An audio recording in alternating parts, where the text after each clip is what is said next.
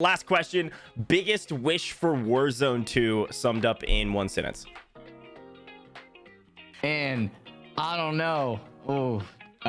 Ladies and gentlemen, welcome into another Bot Lobby podcast episode. Grandmaster Gojj joined by Katie Bedford. As always, we are super excited about this episode. Yet again, we have brought another fantastic guest to talk to today, and this is in the wake of Fortune's Keep, the brand new map being dropped. So excited to bring our guest up onto the stage. Before we do that, Katie, how are you feeling? Well, today, Yeah. a certain kind of way. Yeah. But no, excited to have our guest on. I think we'll have some really excellent insights for Fortune's Keep and a lot to talk about, Gojj. So many exciting things, both for the podcast, what's been happening in Warzone, outside of Fortune's Keep, and of course, some stuff to finally talk about for Shitter's Digest. Yeah, it was a little too civil. Yeah, the timeline's gotten a little crazy recently, and that's what we love, because drama means we get to talk about it in our Shitter's Digest section at the end. In exciting news, we also have a brand new sponsor that we will talk about after our interview. I gotta move forward because we've got a guest. We've got a very exciting guest. This guy I've actually known of for a long time. Had the chance to cast over his gameplay a number of times, all the way back from like early Verdansk up until now, and the recent success in particular with streaming in Rebirth Island is really where he's found his wave and his grind. And excited to bring on GorgoKnight, otherwise known as Knight. Without further ado, let's bring him in, Katie. Let's start talking to him. Knight, how are we doing? Also, do you prefer being called Knight? Is that the best? Yeah, that works for me. Okay, cool. Knight works for me. But I'm doing great, man. I'm happy to be here. Thank you guys for having me today. I appreciate it. Thank you for coming on.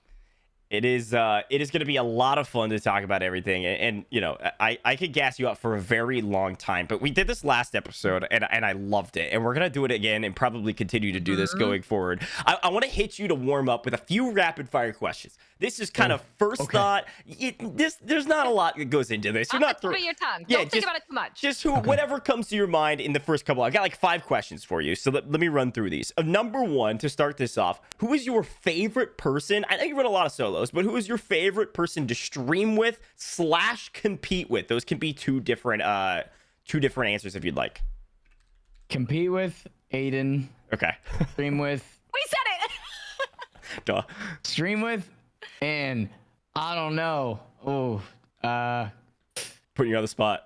Probably Gorb. Yeah. Okay. Gorb. Okay. Yeah. I respect that answer. You know, you gotta take care of the homies. You guys have been friends for a long time, I know. Yeah. All right, Katie, next one. Favorite streaming moment? Favorite streaming moment? I played in the Symphony like 50K tournament. Do you guys remember that one? Yep.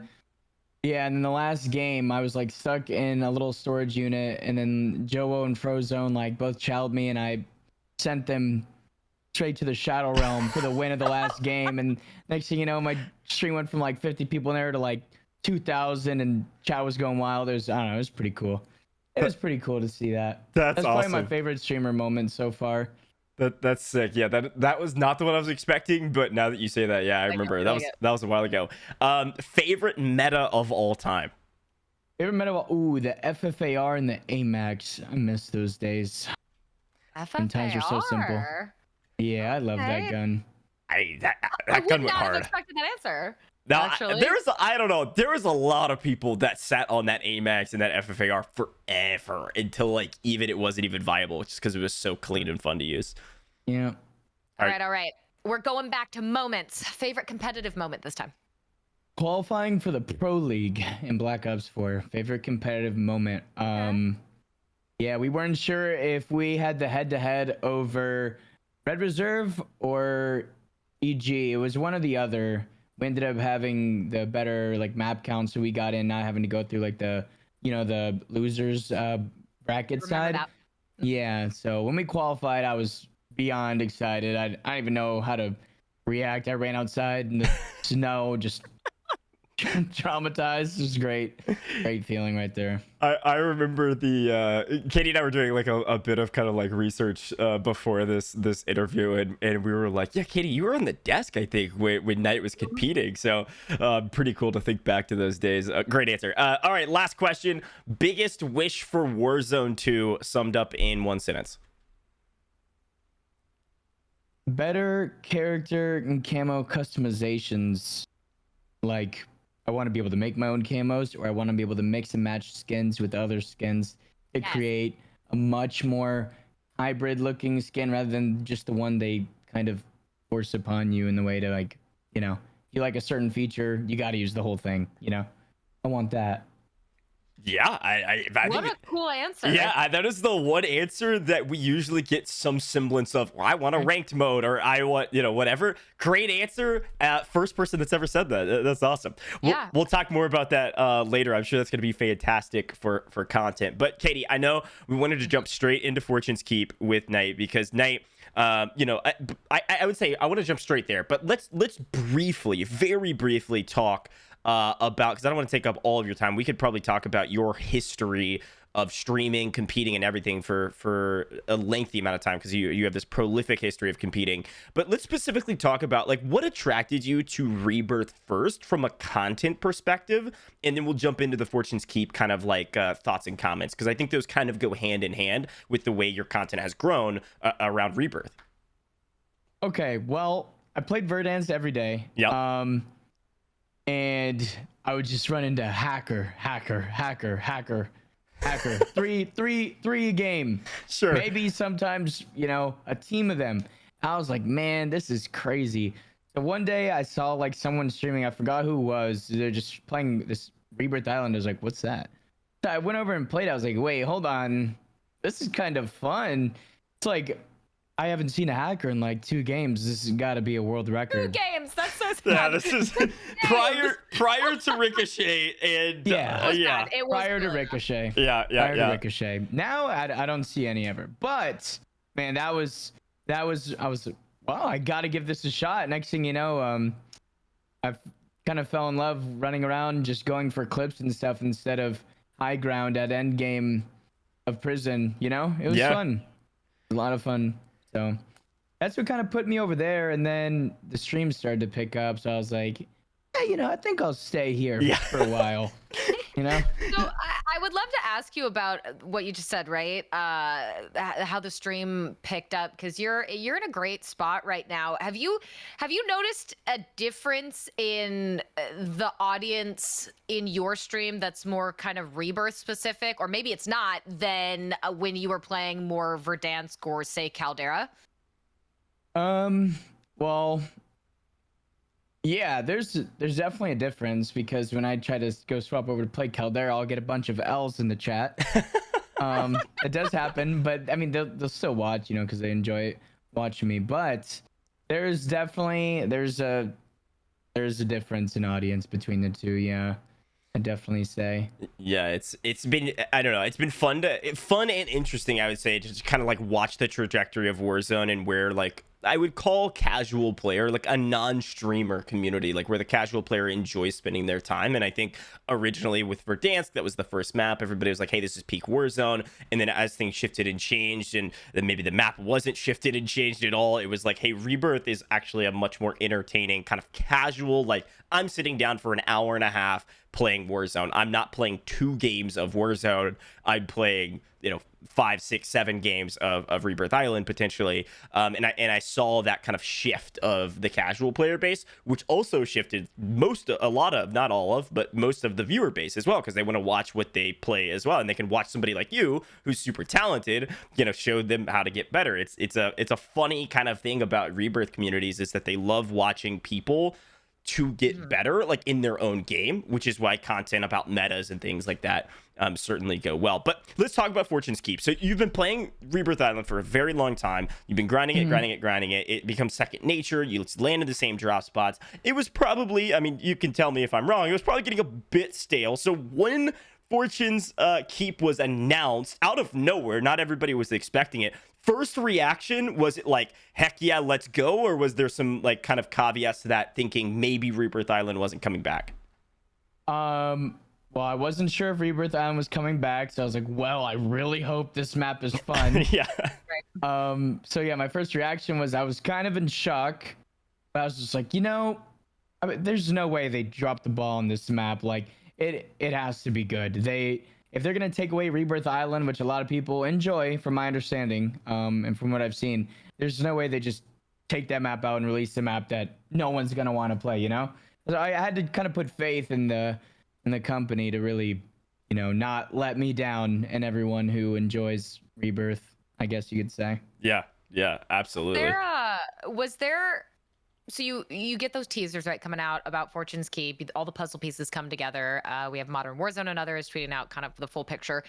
Did your opinion change? So what was your initial opinion when you were seeing the map, and how did that change now that you've been playing the map?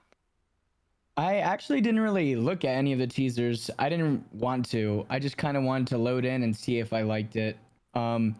I saw like the little cake pieces be put together, and I saw like the scaling from JGod, but I was like, you know, I'm not going to even make like an opinion on this until I drop down out of that plane into the map.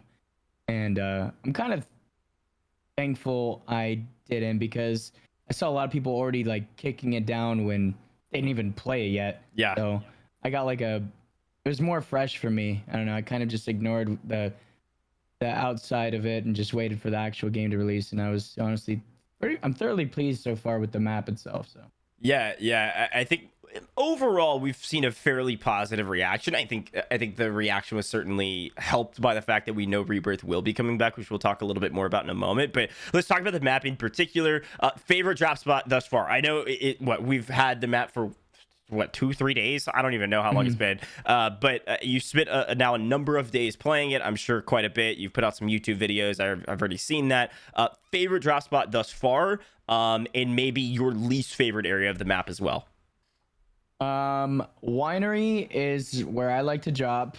Where I don't like to go is that drop down cave where there's 100 different little tunnels, and there's a little rat hiding in every single one of them, just waiting for you to fall out of the sky like it's their little trap or something. So that's my least favorite place to fight.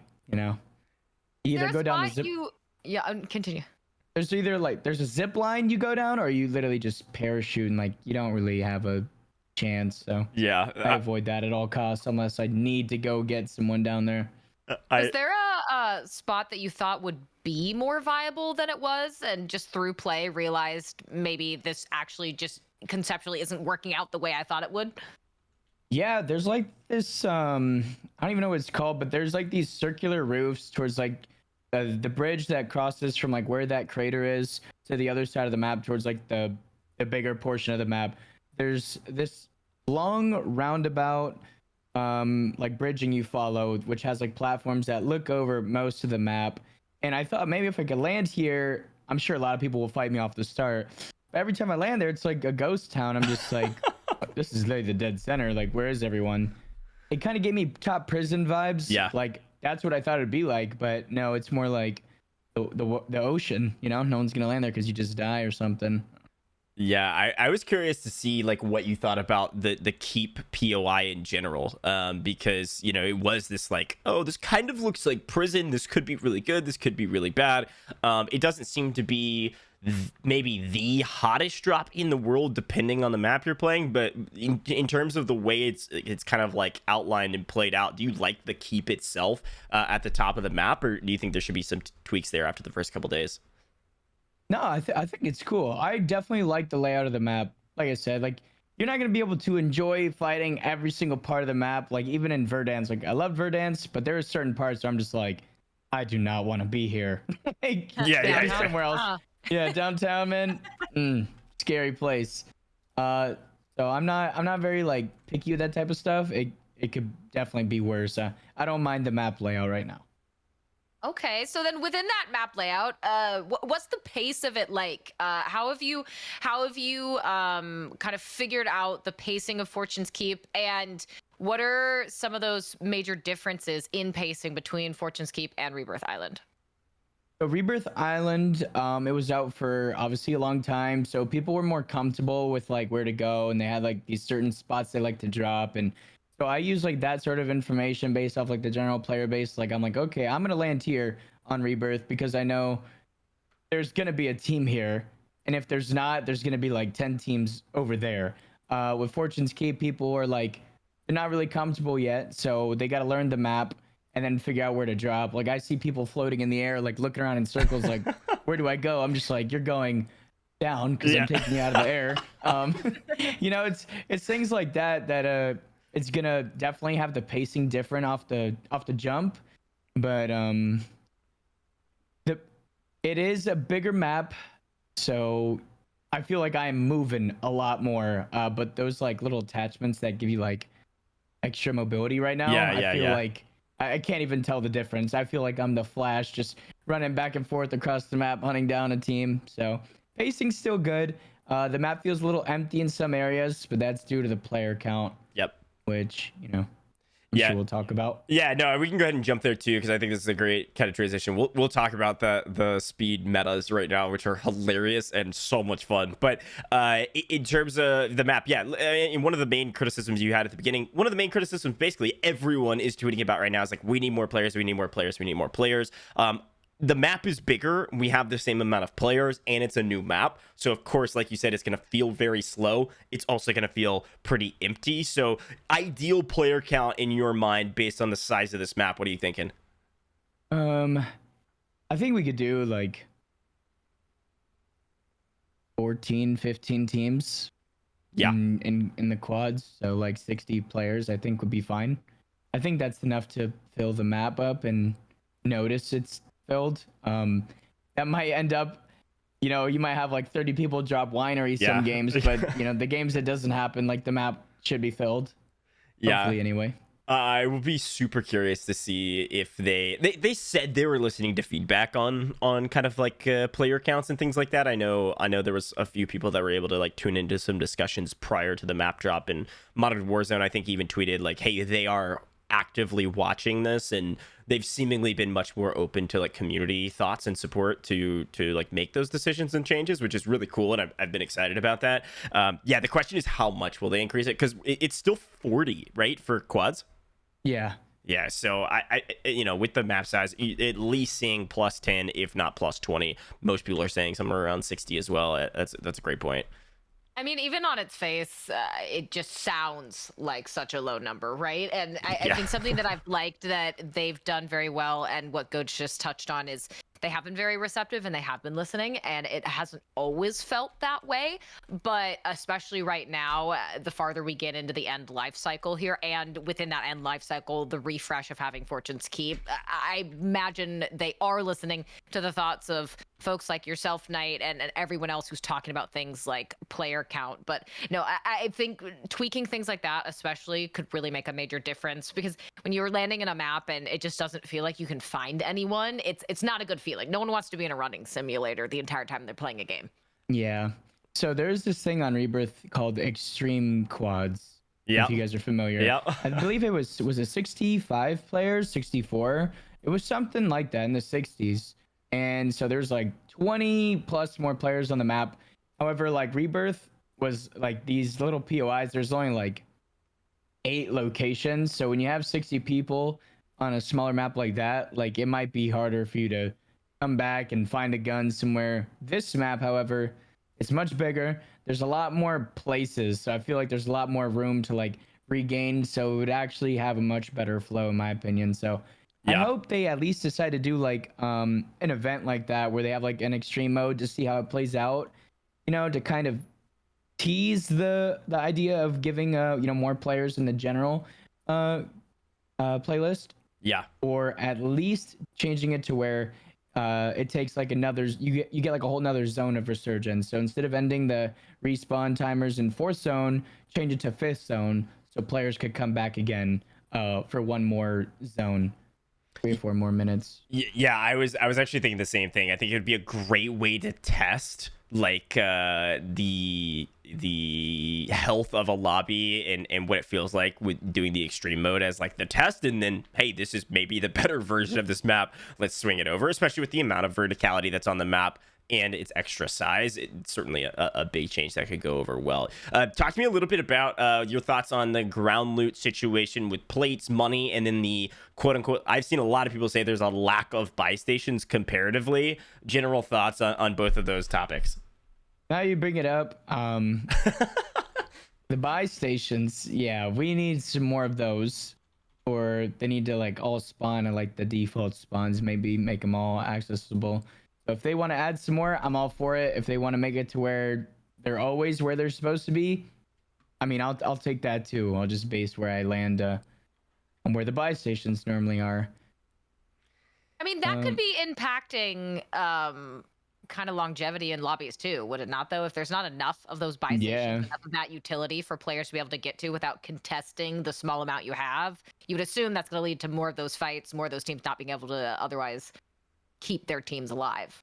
Yeah, and also like teams might just land where the buy station is, and next thing you know, half the lobby's gone the first zone. Yeah. Which was happening to me yesterday. I was like, wait, we're in zone 1. There's 4 teams left. Not sure what's happening. But yeah, that would be nice. I will be curious to see if they decide to make those tweaks. Because again, it does seem like, although very excited about these changes in a brand new map, I think they took some things from Rebirth Island and put them into this map, thinking it's a 1-for-1 trade when it's not. Of course, with general size of the map, but also surface area that you can travel on. So many parkour spots, which I really like about the map. Great point. So let's kind of like let's talk about from the competitive side slightly. Maybe just players trying to get better, not even a true tournament side.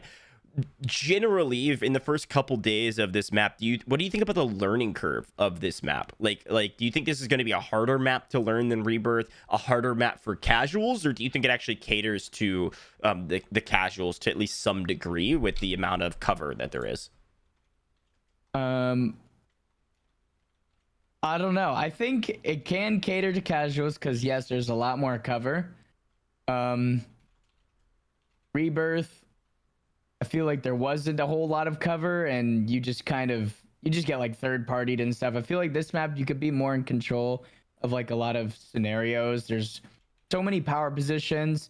There might be a lot of routes to get to these power positions, but you could still, even from like playing a few days, I could see like there is ways to like maintain control of like certain parts of the map and make sure like no one gets behind you.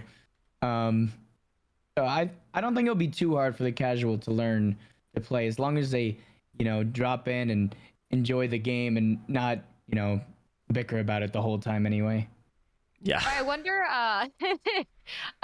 size differences aside, do you think out of, say, Rebirth Island, Fortune's Keep, Verdansk, Caldera, has there been a map to you that was harder to learn and become comfortable on than others?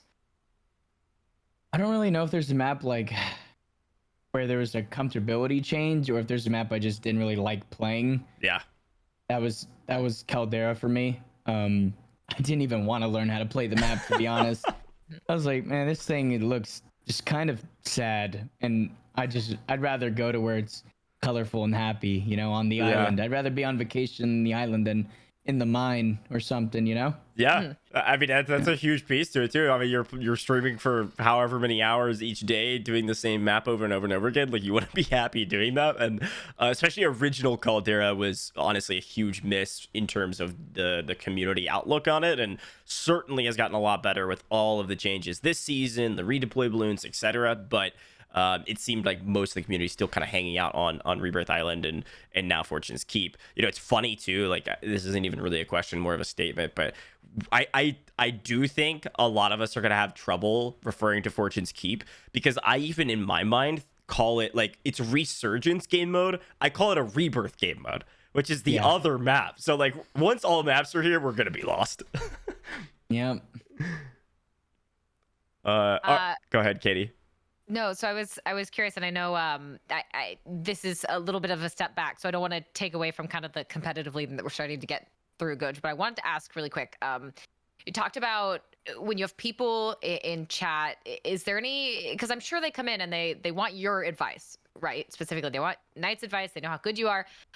Do you get common questions or questions that happen most frequently, whether it's on your YouTube videos or in your Twitch, from people coming to you and asking to improve? Do they have like a most common question that they have for you? Yeah. How do I get better at the game? That's the question. What is your traditional answer? My answer is, well, you got to learn what centering is. You got to develop a gameplay style that suits what you're looking for, and you need to be open-minded when you get on and not complain about the game, because that stuff will just prolong you like paying attention to what you're doing wrong and how to make improvements with it. That applies to anything. If you need to get something done, sitting there complaining about it, just it won't work, you know? So I use the same logic when it comes to video games, because while at one point was my work, if I didn't like a hardpoint map, I had to learn it, or else it was going to be a veto. My team was going to be mad, and then next thing you know, I'm going to be sitting on the bench. I mean, that happened anyway, but you know what I mean? Yeah, no. You know, you get what I'm trying to say, right? Absolutely. Yeah. I think that's great advice for anybody out there. Like, you got to put the time in, and complaining about it's not certainly going to help you at all. If anything, it'll probably hinder you and kind of give you this mental block towards what you're trying to do. So it's a great point. In speaking of course, competitive, you know, I wanted to talk about some tournaments, potential tournaments. What do you think about tournaments in Rebirth first? Because, you know, we haven't really had this conversation in public. We've had some DMs about kind of Rebirth events and Rebirth tournaments, because Rebirth has kind of taken the forefront of our attention, and Activision's also recognized that. Therefore, they funded events on Rebirth Island, and you've actually had a chance to play in a lot of those and win a lot of money in a lot of those, which has been super cool, especially alongside Aiden and otherwise. So talk to me a little bit about the Rebirth tournaments that you've been a part of, and what you think about Rebirth tournaments in general. Rebirth tournaments are just so much better, in my opinion. They have a lot more action, a lot less dead space between engagements, and when it comes to like content and people wanting to watch or be involved, so like these tournaments could even run, and even from a competitive side, like I don't want to be having this thing where I'm running around the map for like 2 minutes, don't see anyone, finally found a team, oh, we just got third partied from, you know, Mount Everest up there in a bush. So it's definitely fun in that way, in my opinion. The smaller engagement, or like close quarter engagement stuff, plus like the long range at some points, is definitely more enjoyable, I'd imagine, for everyone to watch, and definitely for us competitive people to play. Yeah. I can't speak for everyone, because I know there's some BR lovers out there, and I get that, but me, however, I love the Rebirth tourneys. I'm super thankful they decided to host them. Did you anticipate that?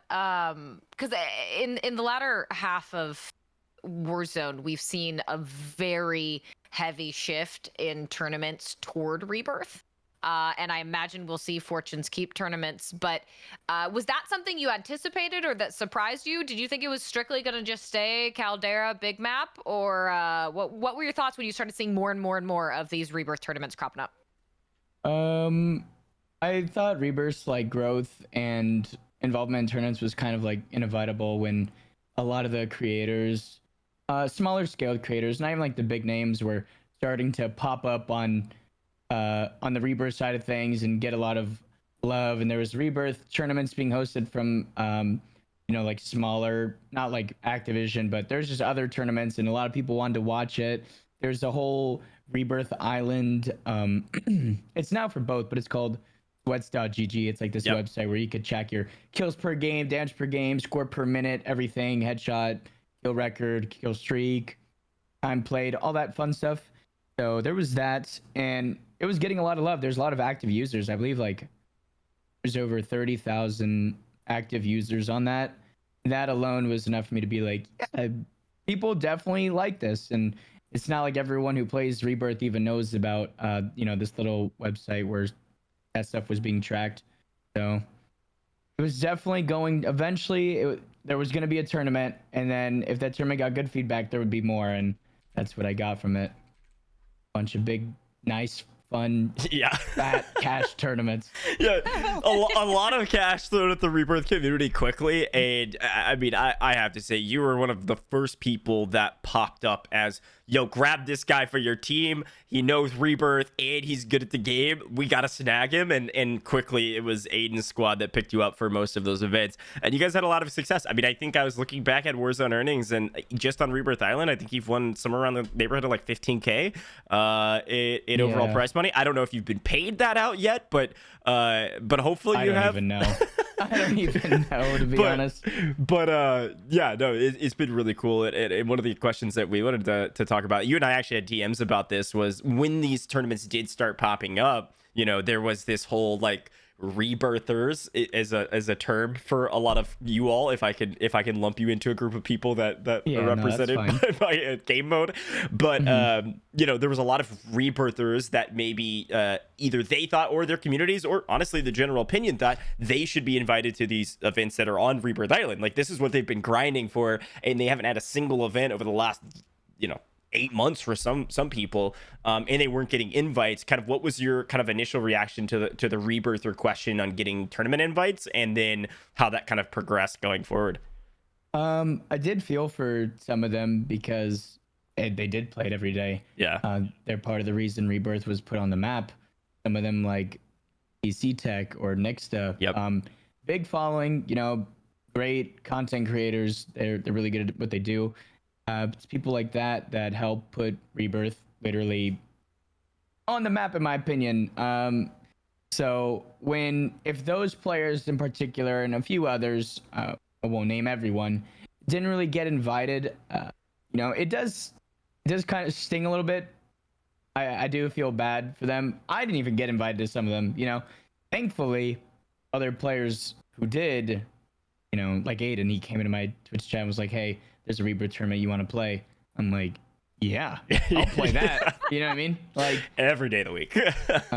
I get like them inviting all the creators they normally worked with and whatnot, but I do feel like they did not really look too deep into who, you know, they should have invited. I feel like they could have done a little bit of a better job.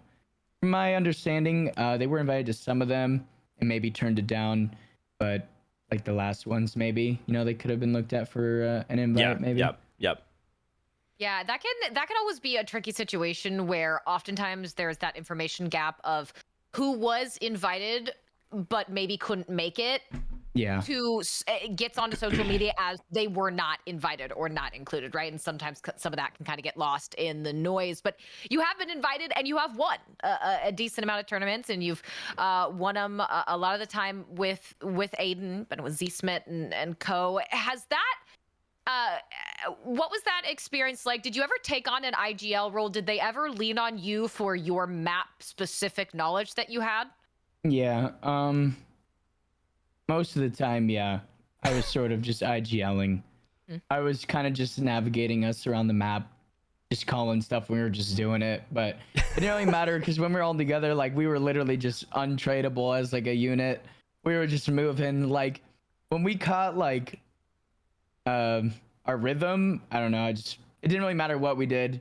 We could have called something where we spin a circle 10 times in our chair and just run through the middle of the map, and we would have found a way to make it work. Sure. That's how comfortable we were. If you ever want to do that while we're casting, please don't hesitate. Please that would be again. premium.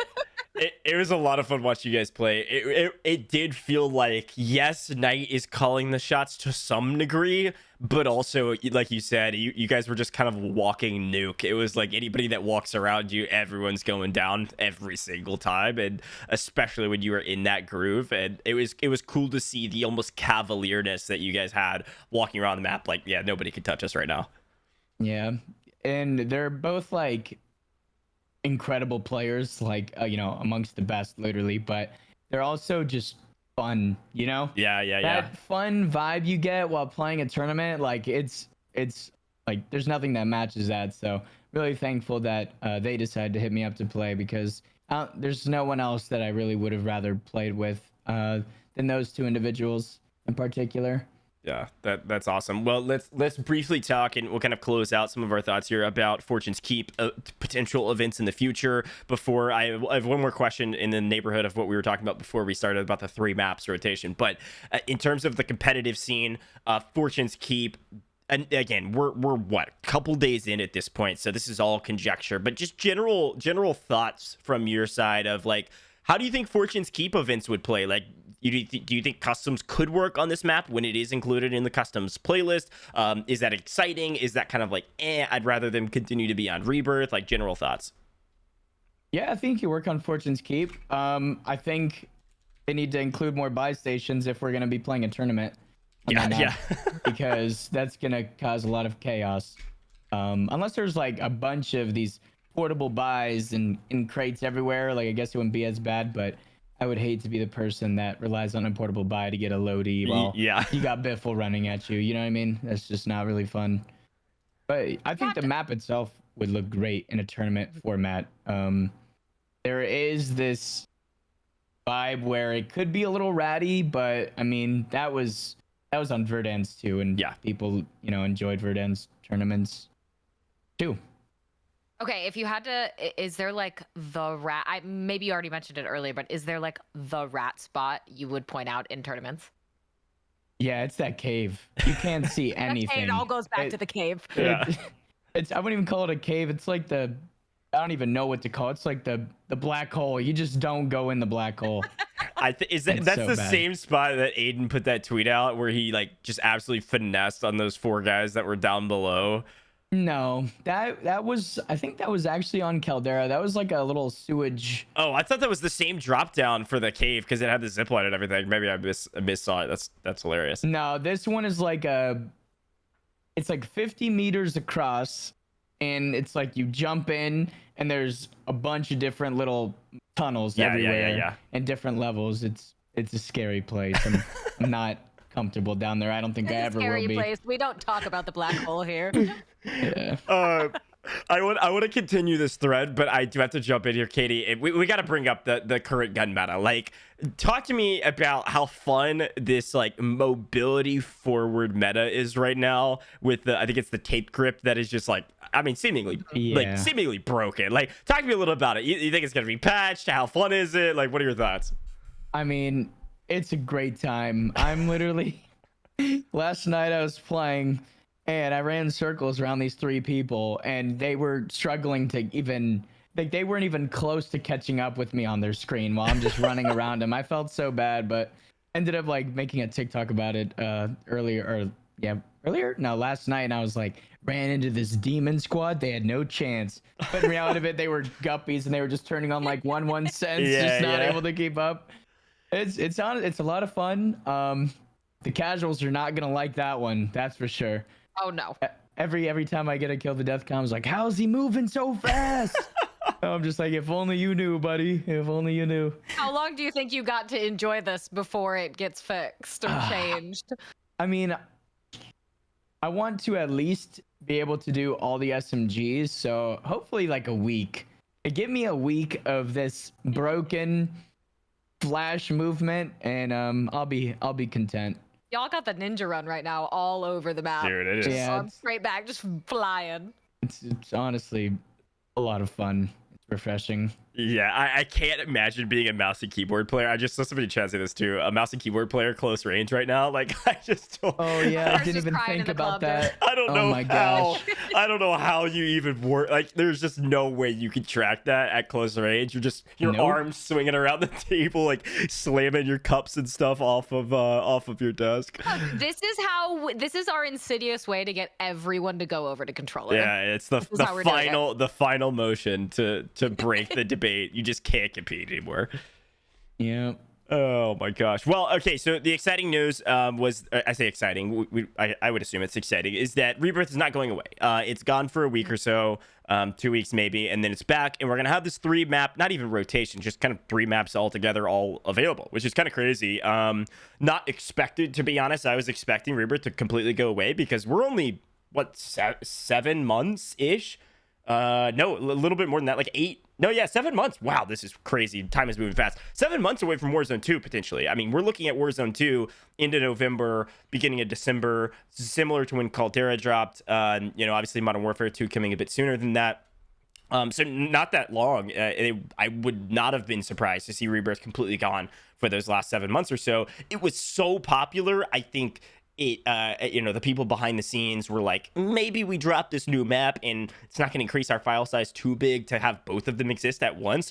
Talk to me general thoughts about keeping both maps, and where do you expect the player base to kind of go in the next couple weeks? I think my opinion right now from a week from now will change, meaning Yeah. people don't like the map yet because they're not comfortable, but give them a week, they might feel comfortable and be like, you know, I might play this map a little bit more, or they might just not even get on the game and hop on Rebirth. There's no way of really telling. I enjoy both, and I'm going to continue to enjoy both while they're both out. I don't really mind either one being out there, but from the viewer standpoint in my stream, it looks like people want to go back and land at Cam and Bio and Yeah. sit in the windows and whatnot.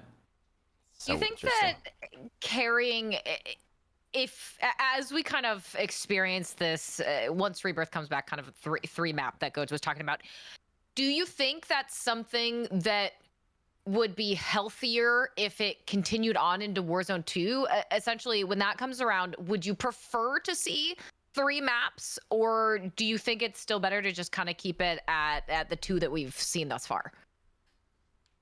I mean, if Warzone 2 is incredible, then we could have 2 maps. If it's not, I mean, we need them to have to put that 3rd map back in. Yeah. You know? Yeah. Just, you know what I mean? It's whatever the people want. I'll have fun no matter what, as long as there's like a fast-paced environment where I'm getting a bunch of engagements. I just hope it's the same for everyone who enjoys watching it.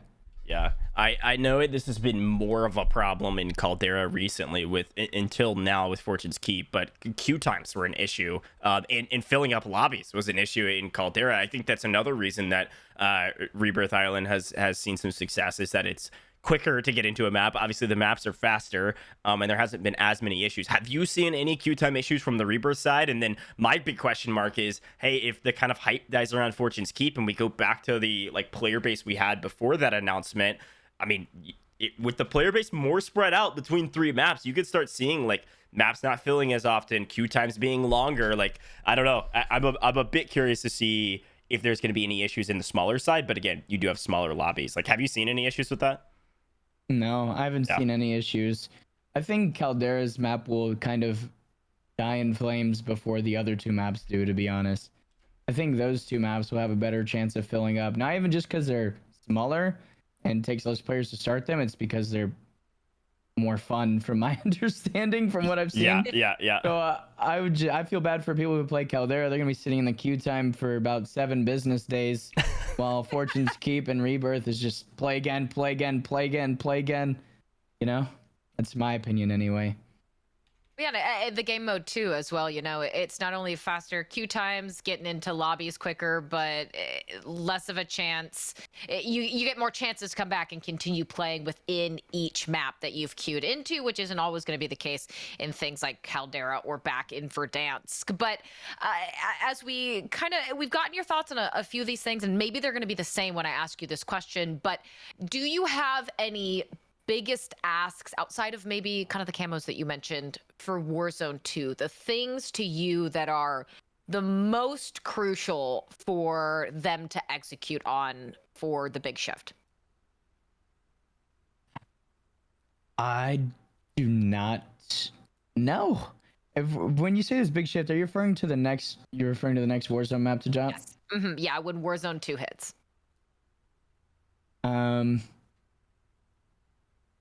I think it's for them to pay attention to the feedback from these 2 maps that they have running in the background of Caldera and implement that into their next big map. If they look at Caldera strictly and just be like, well, this map was so bad, we need to do something completely different, and they ignore the good stuff with Rebirth and Fortune's Keep, I think they'll miss out on something really great for the longevity of the next game. If a lot of people enjoy Rebirth and Fortune's Keep, they just need to, I wouldn't say they just need to, but they really should try to implement that sort of play style and not just make it this huge empty area where you're just playing hide and go seek somehow still with no trees anywhere, just can't find anyone. you know? Yeah, 100% hear you on that. I think as we look towards Warzone 2, I'll be very curious to see what they do with the Rebirth, community. I'm going to continue to call it the Rebirth community until somebody tells me otherwise. Resurgence community, maybe, I don't know, because I would assume we're going to get a brand new map again with Warzone 2 because nothing is carrying over. Very curious to see where we land with that. But Knight, man, thank you for all of your thoughts. It's been really cool to kind of just dive deep into your brain about where you think the current state of Warzone is, where you think the future state of Warzone is going, specifically from the resurgence side. Any final thoughts? I mean, of course, we'll shout out your socials, but final thoughts, things we didn't ask you that is that top of mind right now? No. Beautiful. Nothing really. I feel like we kind of went over everything. Yeah, it was a great time. Really appreciate your time. Shout out all your socials. Where can people find you?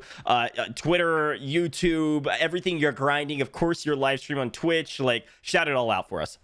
I stream on Twitch. My Twitch is just Knight, twitch.tv/Knight. On YouTube, you could just type in Knight and I'll pop up on Warzone. And on Twitter, it's GorgoKnight. That's really it.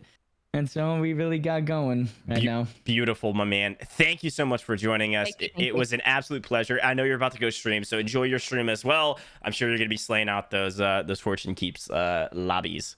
Thank you. Thanks again for having me. I do appreciate it. Yeah, Thank you so absolutely. much for coming on. And I hope we see some tweets on some PRs maybe here today. I hope you get some good luck. Thank you. Take it easy, guys. Yep, see ya. All right, Katie, another exciting guest on the podcast. But folks, don't go anywhere. You're right. That answer was so delightfully unique. He said that, and I was like, I never would have expected that answer. I actually really loved that. No, it's a great point, and I think that is the true mind of a content creator, right? Like, it's obviously a great customizable option for everybody at home. If you we're trying to play Warzone, and you're like, I want to customize my character. It's always a good thing. Like, you see the success of that from Fortnite in particular. No, Knight's fantastic, thriving stream. Super excited we had a chance to get him on the podcast.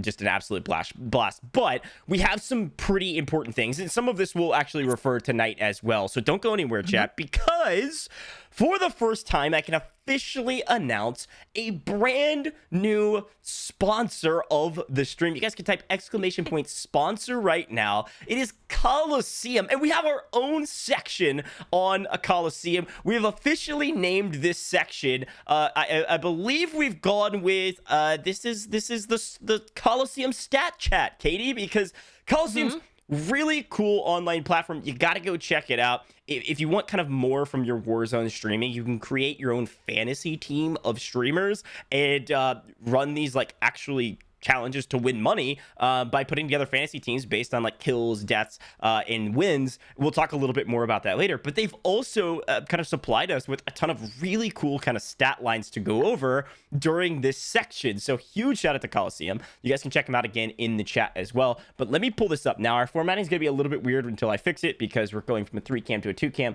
but we should be okay shortly. Give me a half second. We're going to delete. Boom. All right. We've got some things to go over, and I'm going to fix Katie's head, and it will be rocking and rolling. No. You've shaved off. Look, everyone makes fun of me for having a 5 head, so if you want to just shave off a little bit off the top, I'm okay with that. It's fine. No, you're just gonna it's all forehead right now. Yeah, no, we're fixing it. We're fixing it. This is the nature of a Discord-based call that makes it really easy on our guests. Sometimes we have to do a little bit of formatting. But, okay, so Kolosseum, super cool. They've given us a lot of data to go over. So we're going to kind of run through some of these graphics and have some conversations around them. And we have some even more, like, interesting info behind the scenes. And again, this is the Kolosseum stat chat portion. It's going to be a lot more organized going forward. This is the first time that we've had a chance to do that with our sponsor. So thank you to Kolosseum for making this happen. But they gave us some stats on this last week, right? Fortune's Keep's been out for a couple of days now, 3, I think, to be exact. It came out on Wednesday at time of this recording. This is Friday when we recorded this. 3 days. In the first 3 days, Aiden has dropped a 41 on Fortune's Keep. That is the most kills that we've seen from Kolosseum's side. That is a part of their website. And those would obviously go towards your fantasy team should you be participating in the challenges. So 41 on Fortune's Keep is insane, Katie, as we were talking about the kind of like, I mean, there's 40 players on the map and it's spread out and people are hiding. Like, finding 41 is crazy.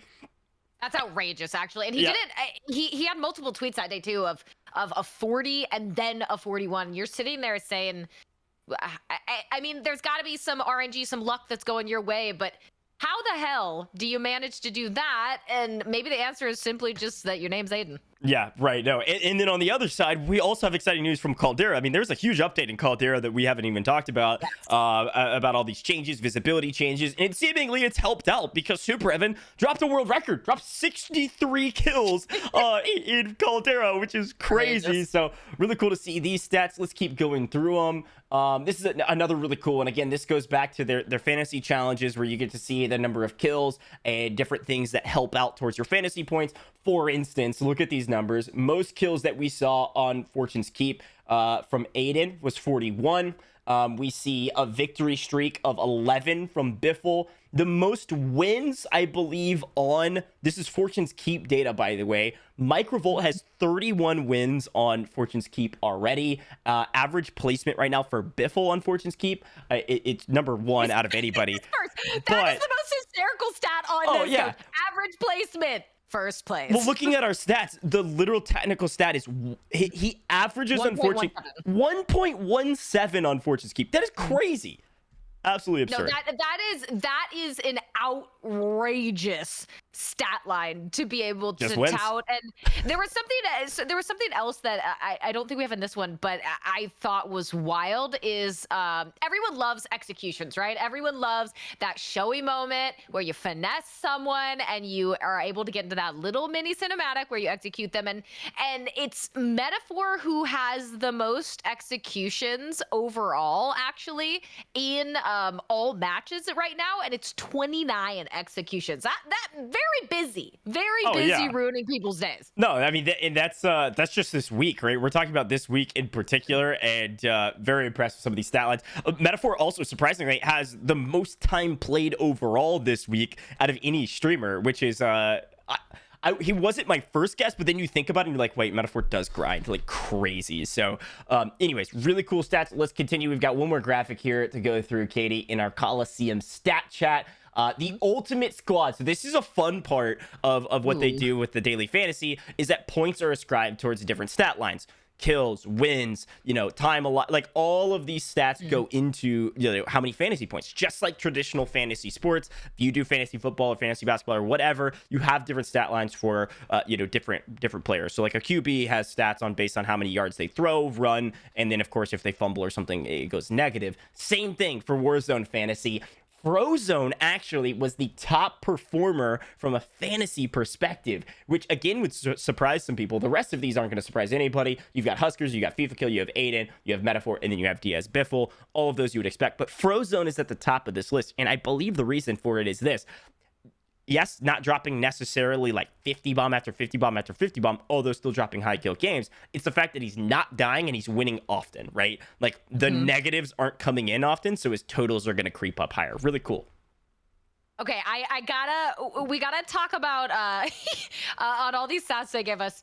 We gotta talk about two stats that maybe aren't the best for the person that has the stat line, but it cracks me up to look at them. And all right, Knight mentioned campers, mentioned people who are sitting in corners and not moving a lot. Well, in a single match, the streamer with the least time moving, they weren't going anywhere fast, was 5x5, who in a single match had a 41% time spent moving stat line.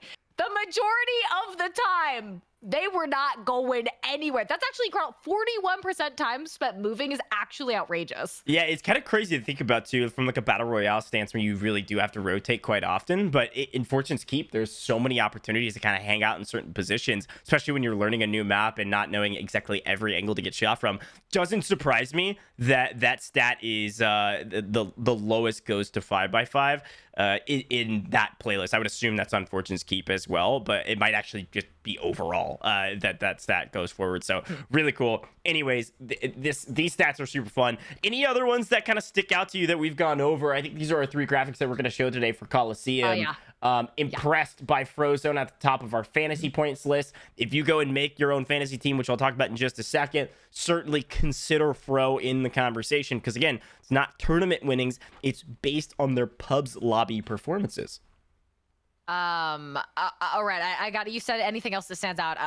So I said there was two, and this Sure. is the other one, and this is overall.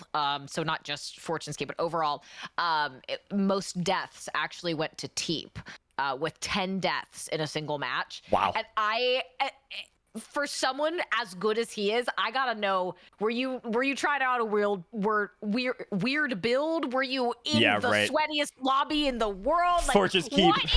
What is going wrong that you have 10 deaths? There had to be something weird going on in that map. It almost makes me want to go back into his VODs to try and find it. But I saw that one was really interesting to me. And then, of course, in a single match, the most damage in Fortune's Keep, Aiden, with 16K. Yeah, that's a lot. Especially with the size of the lobby, 16,000. That's an extremely good damage amount to get on Caldera. Yeah, no, absolutely. I think the Teep combo is probably, he was playing aggro on Fortune's Keep, just reckless abandon on lives, little bit of a blender, dropping back on the same loadout multiple times and dying. 10 is very impressive, though, I will say. I'm sure he's not super proud of that stat line, but also, you know, shit. It's resurgence. That's the whole point. We're supposed to die. That's if you're playing slow, you're playing camping, then you're like, what are you doing? You can come back to life for free. So go for it and full send on it. I'm sure that timer towards the end, like on death 10, was like 3 minutes. Like, it was something obscene. But regardless, a huge shout out to Kolosseum once again for making this all possible. We're going to continue to do Kolosseum stat chats every single episode that we have going forward, and we'll have new stats per that week. Something that you guys need to know about Kolosseum, again, exclamation point Kolosseum in the chat, exclamation point sponsor in the chat if you don't know how to spell Kolosseum. I also put in a variable, by the way, in the command for every other way that you can spell Kolosseum, just so that people aren't like, oh god, how do I spell this, and mess it up and nothing comes up. It will also be on a timer in the chat. But if you don't know about Kolosseum, I'm going to kind of read out their kind of statement for you. You want to get more out of Warzone streaming from a viewer standpoint. You can enter into Kolosseum's free fantasy Warzone contest and win when your favorite streamers win. Literally, that's how it works. And so, build your dream squad. You can do that right now. Kolosseum.co. That is KOLOSSEUM.co. And I just covered Katie's 5-head to read that ad doc. But yes, go check out Kolosseum. They've been super gracious to us. We're excited to partner with them in the future. More of these stat chats, more of these fun conversations around stats. We're even going to get, you got to stay tuned for the stat chat next week, because we're going to get like who lost the most gulags in that week, and we can just flame the crap out of them. I can't wait for that. We told them specifically because everyone loves stats, right? You love to get those random obscure stats about players or maps or whatever, and that was immediately what I told Gojj before we went live. I was like, I want to know who the worst offender is for losing their ones. Who is losing their ones, and who is winning their ones the most. So we're gonna get you all those stats. But again, a huge shout out to Kolosseum, and I think Kolosseum also, Gojj, a testament to where we are with the podcast. We're still just starting out, but the reception we've received from the community, from the players themselves, the people who have come on, the brand new YouTube we have, which is finally has broken over 100 subscribers. So thank you for everyone for that. We're getting hundreds of views on the videos now.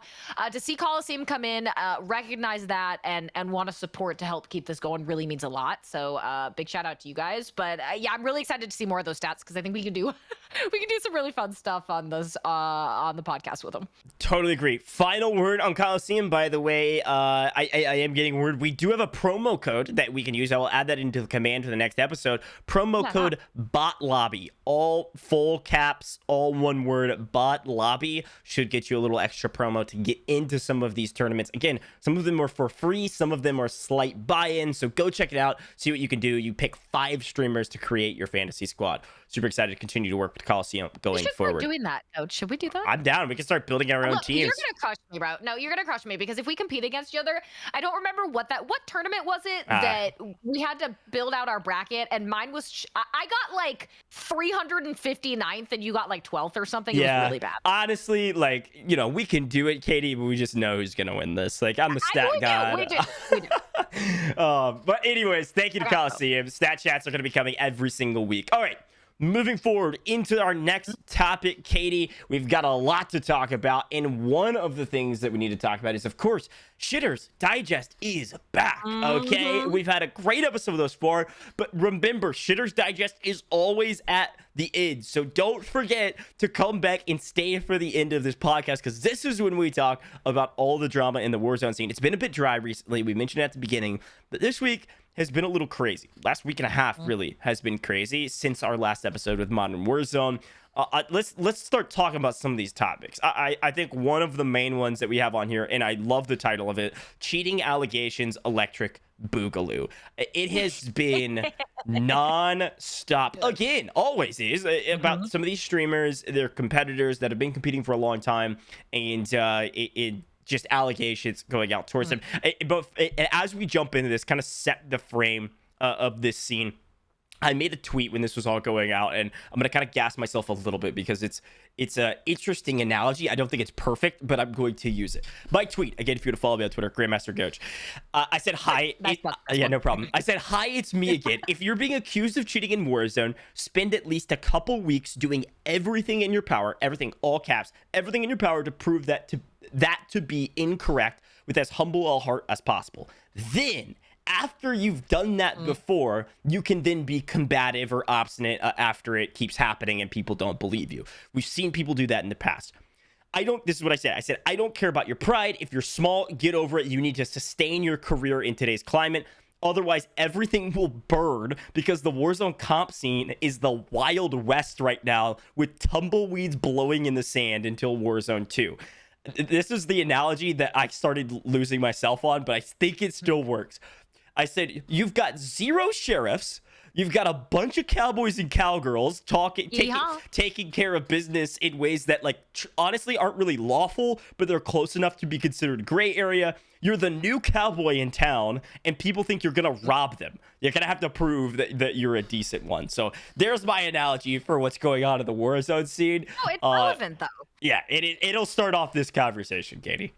It's extremely relevant because there's no governing body, if you will. It's not like Activision is vocally going to come down and determine innocence or guilt. And I mean, the TOs, can only do so much as well. So it's really court of public opinion, which can be a very tough place once an opinion has already been solidified. But to that note, the spearhead of it all coming back again, we had a tweet out of Shifty recently. And Shifty was accused by a lot of people, and to be fair, there was a lot of very suspect clips. Was Shifty ever outright dead to rights, obvious caught? No, but there was a lot of questionable content that understandably raised eyebrows, and Shifty was a bibbity boppity boopity and out of the scene, right? Not playing in any events. There was obviously the whole debacle where he and Scummin were flown out, but he tweeted, pros saying they don't think I cheat anymore after them not being able to find real proof for months, and I'm still unable to compete. How is this even possible? He goes on to say, literally everything is Twitter attorneys right now, because I'm not allowed in the big shit. Twitter hosts won't allow me to play. Not even allowed to play the tournaments on console is just how I know it's all bullshit and nothing to do with accusations.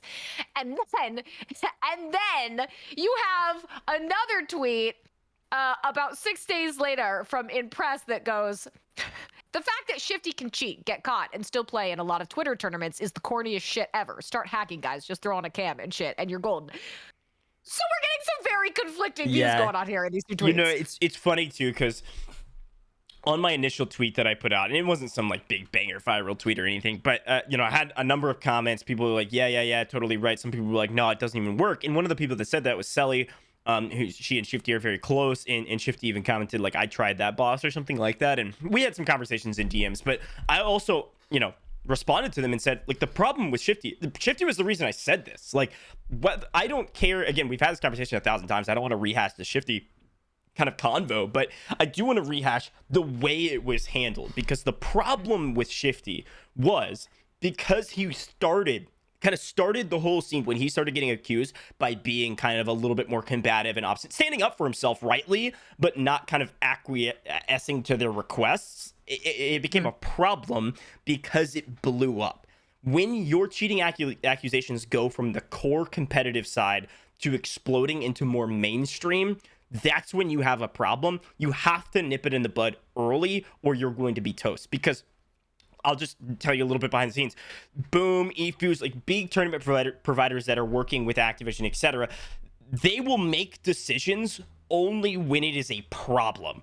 Somebody being accused in the small scale scene will not necessarily change them getting invited to these big tournaments if they would have gotten invited regardless. What does change that is when the overarching public opinion, the massive audience that is originally the Warzone community, that public opinion says, yes, we believe this person is cheating. That's when it starts changing your actual tournament invites. So you have to address it immediately with as humble as the heart as possible, knock down all allegations, and then be combative later, because you said, I've done my time of proving myself. Like, I love using Mutex as an example. Obviously not a one-for-one trade with some of our small streamers, but he put up like 9 cameras because he was constantly getting accused because he was a freak at the game. Put up like 9 cameras, streamed that way for a month, and said, I'm doing this for a month, period, in a sentence, and then I'm done addressing these hater allegations. I will show you I play the exact same with 9 cameras up, showing you every ounce of my setup. And he did. And nobody accuses him anymore. And the 1 or 2 people that do, the vocal minority, just get obliterated by the public opinion.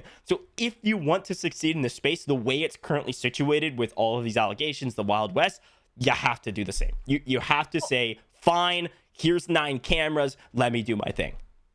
Well, it's hard, right? Because it's understandable if you aren't cheating and you're being accused, it's an understandable reaction to immediately be hostile, because people are attacking your character. They're attacking either your current livelihood or the livelihood that you're hoping to build for yourself.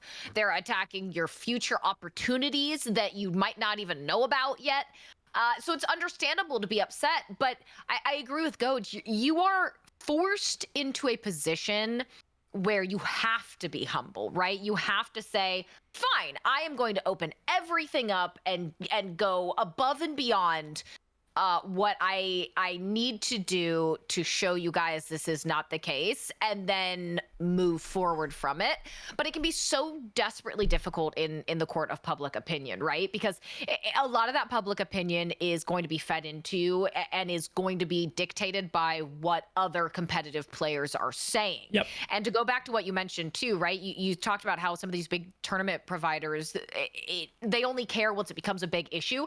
Well, it's a big issue to them when players that they invite consistently are saying, I will no longer play in your tournaments if this person is invited. And for people in, I think, Shifty's case, and I think you described it really well with Mutex, there's the do's and the do nots. And unfortunately, even if you're innocent, if your first approach is anger, and it might be, you know, kind of like righteous, innocent anger, it's not going to come across as that. It's going to come across as someone taking or throwing punches in a corner, right? Yep. Where you're like, oh, okay, they are guilty. Like, look at how angry they're being. But it's just hard because then you get, I think, kind of to move forward into some of these flanked tweets that were coming out recently on the 21st and some other ones. I know we've had discussions and seen murmurings about Inveiled before, but Flanked was tweeting on the 21st, another cheater found, facepalm, and Flanked's been really vocal about things. But I know that apparently there's been some dust-ups about Oki as well, Gojj, and that kind of threw me, because I remember we were talking about it, and I was like, Gojj, wait, what? Like, when has that been a thing? So, you know, the Inveiled conversation we've had on the podcast before, I don't want to rehash that, but the simple kind of back and forth on it was some people were accusing him in a tournament. You know, power went out during a tournament. People were like, oh, he's evading, not showing a lot. And to be clear, like, and I think he knows this, like, he hasn't been at the most upfront person when it comes to, like, addressing the cheating allegations comparatively to the way that unfortunately you're kind of having to expect somebody to be this early. I know Oki has been quite a bit more open to showing that he's not, but there have been a lot of allegations against Oki, more so recently because been playing with Veiled, so it's kind of this like guilty by association if Veiled's cheating, which I'm not saying he necessarily is, but a lot of people associate them as both cheaters because they think Veiled cheats. Oki's categorized into that same category. And Katie, to be totally honest with you, a lot of these Verdansk clips from way back in the day are starting to surface again around Oki that have been like harboring in this like weird like cesspool pit of a wager chat that are like always on board to try to take somebody down. And like some of them are crazy sus. I don't have any of the context around those clips though, so I'm definitely not one to jump to say this person's cheating, this person's not cheating. But I will say Oki has been a little bit more upfront in terms of, hey, I'll money can, hey, I'll do whatever I need to do. So be curious to see how that all shakes up. I am not the judge. We are just the messenger on what's going kind of on in the scene. And I'm not even one to think that any of these players are cheating, but it does kind of raise the question of like, how do we even approach this scene right now from an up-and-comer's perspective without just going above and beyond in the most humble way possible? And it's difficult too, Katie, to like kind of finish this conversation of like, you've got to think about it from the large player perspective, at least to some degree, to have any sort of semblance of why this is such a big deal. From the large player perspective, especially the competitor perspective, that is their livelihood, is winning tournaments. They've proven that they can and will win quite a bit of tournaments, and they have assured themselves, hey, I will win at least X amount of money over the course of the next couple months based on the tournaments that are coming. They're not necessarily saying I will win every tournament, not even necessarily saying they will win any of the tournaments, so they will win some amount of money. That is their livelihood. So when somebody new comes up in the scene that they don't know and doesn't have great setup or doesn't show a lot on their setup, it doesn't stream with the face cam, like always the reaction is not, oh, who's this newcomer starting to win tournaments? It's, who's this newcomer theoretically robbing my money? Like my money that I think I am owed or I am assured because I am this good. Who is this person that is robbing me of my livelihood? And that's not fair, but it's the way a lot of these streamers think. And I think from their perspective, they're warranted to some degree to think of that, although they're not owed anything. They've got to earn it. A newcomer, the chance of them cheating is a huge issue. And so if there's a way to expose them, if there's a way to say, hey, they are definitely cheating, I can tell you this, and getting them out, you're protecting your ability to live. And so obviously it's going to come with a lot of fire and passion on both sides.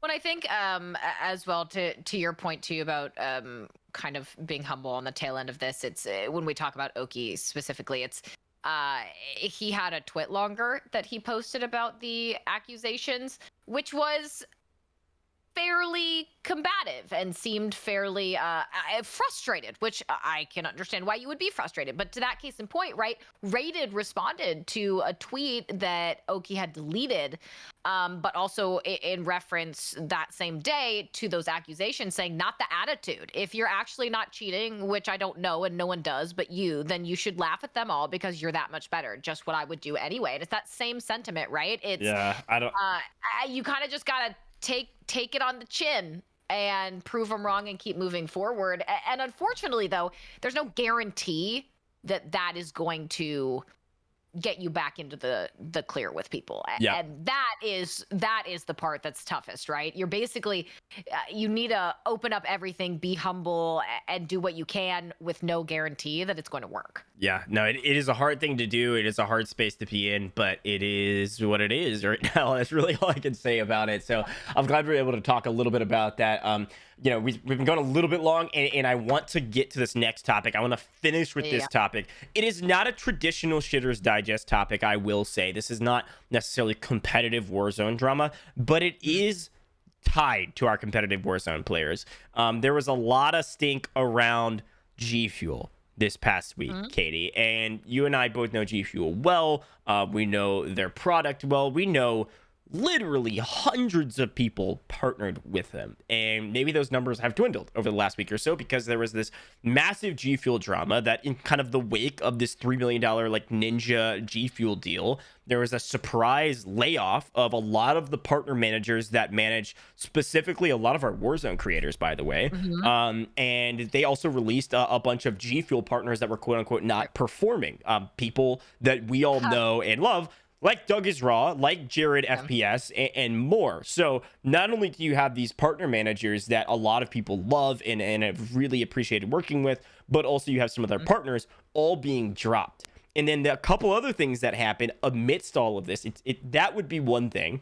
But also, they had a live stream going on. It's not even in our notes, Katie, but they had a live stream going on, and people started asking, why was this person laid off? Why is this person not a partner anymore? And everyone's just getting banned, like just gone. See ya, cut off from the Twitch chat. So that was going on. That is not a great way to calm people down. Yeah, and on top of that, this is all at the same time. One of the kind of leaders of the company had allegedly said some sort of a slur, as well as just derogatory remarks towards the company, and basically like, you know, saying these people are for the kind of saving YouTube here a little bit, these people are like effing, you know, losers, or these people are effing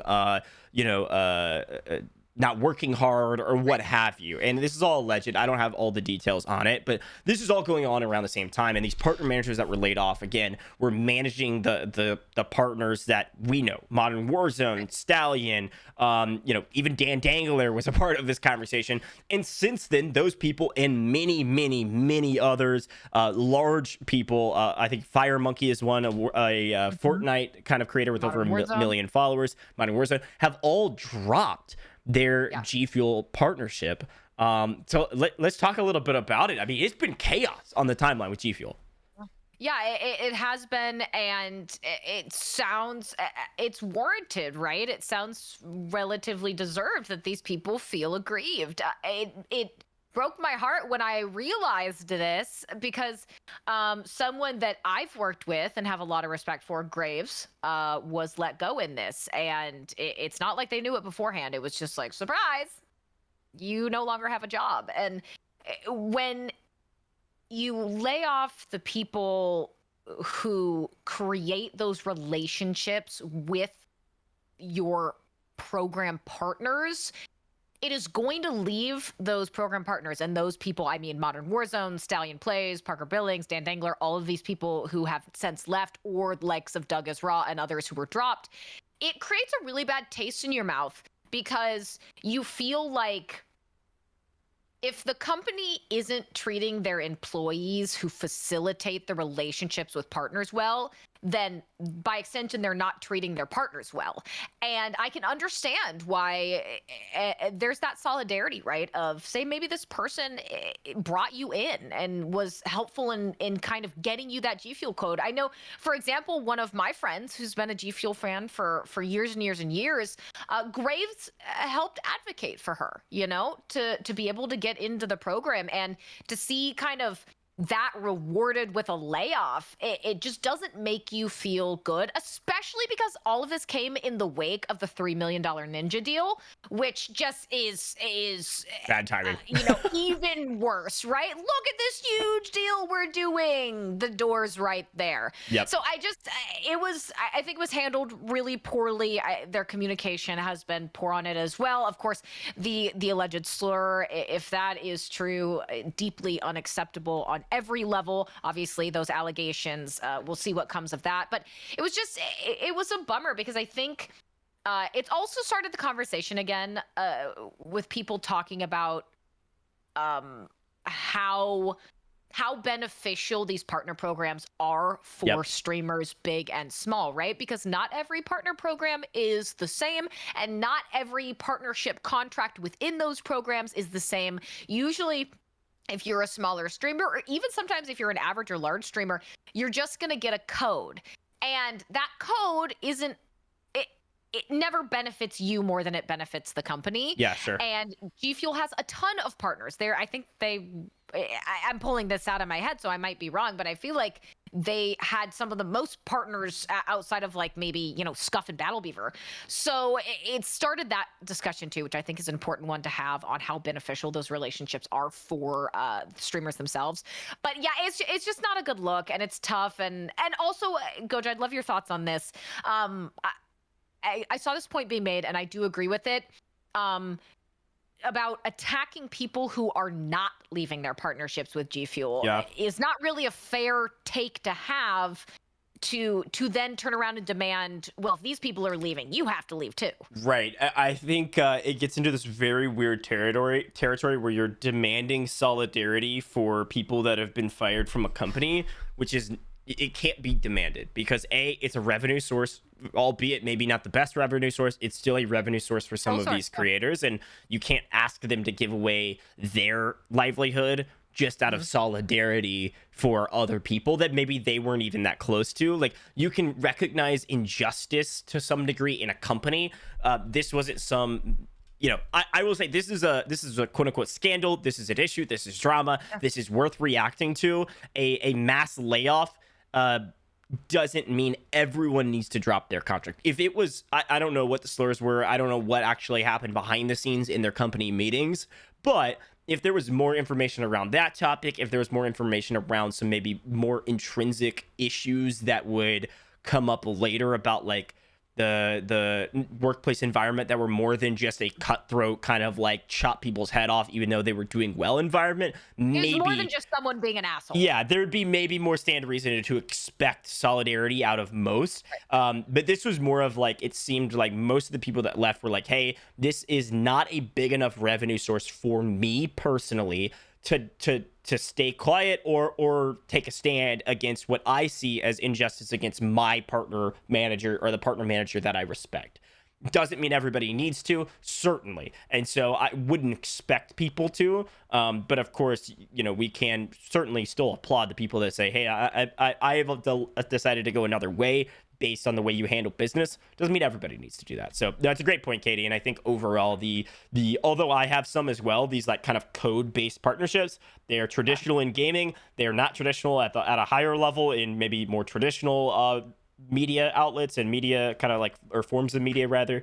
But they can work depending on how large you are, especially if you don't take the salesman route of plugging it every second. It's kind of just a passive thing. Sure, that's great. That's amazing. I've got a code with Gnosis, which is another energy company, very clean, very healthy. They're amazing. I really like them. I only do that because I believe in the company. I believe in their product. Right. It's not something that I'm just like, oh, this is a status symbol, which I definitely believe GFUEL came to be. And it's slowly but surely kind of being torn down currently, which I think is why this is such a hot topic option or discussion. But Katie, we're closing up on kind of the end of our time, and this is a fun conversation to have. I want to hear more thoughts from the community on the GFUEL conversation. If you guys want to tweet at us or talk to us, at Grandmaster Gojj on Twitter, at Worlds Bedford on Twitter, go check out, the GFUEL conversation, tweet at us, let us know what you think. Comment down below in the YouTube. But before please comment. It'll help us out. Subscribe, all that good stuff. Our YouTube's been popping. Before we leave though, Katie, there has been some